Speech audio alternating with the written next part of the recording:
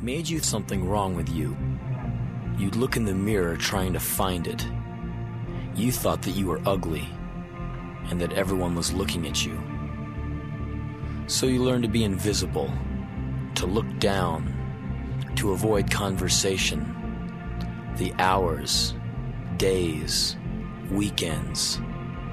The weekend nights alone. Where were you? In the basement?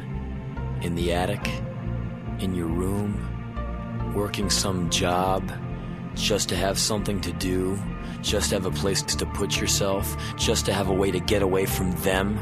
A chance to get away from the ones that made you feel so strange and ill at ease inside yourself?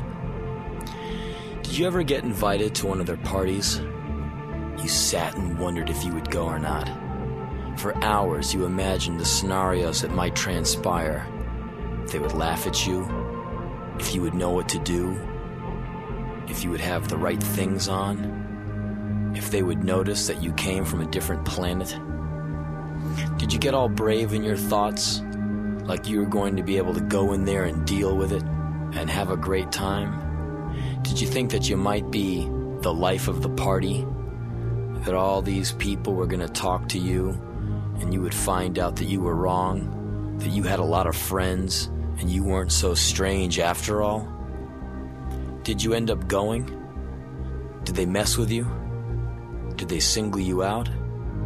Did you find out that you were invited because they thought you were so weird? Yeah, I think I know you. You spent a lot of time full of hate. A hate that was pure as sunshine. A hate that saw for miles. A hate that kept you up at night. A hate that filled your every waking moment. A hate that carried you for a long time. Yes, I think I know you. You couldn't figure out what they saw in the way they lived. Home was not home. Your room was home. A corner was home. The place they weren't, that was home. I know you. You're sensitive, and you hide it because you fear getting stepped on one more time. It seems that when you show a part of yourself that is the least bit vulnerable, someone takes advantage of you. One of them steps on you. They mistake kindness for weakness, but you know the difference.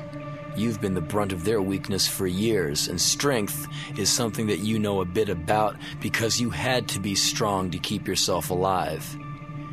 You know yourself very well now, and you don't trust people. You know them too well.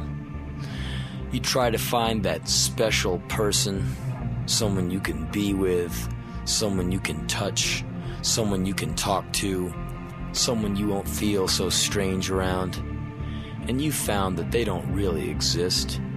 You feel closer to people on movie screens. Yeah, I think I know you.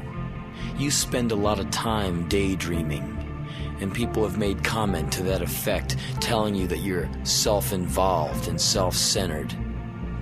But they don't know, do they?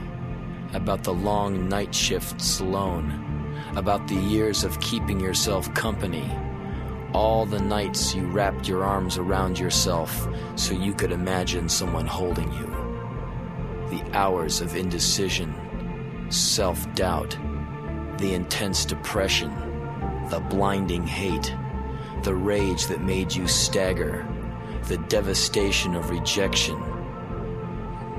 Well, maybe they do know.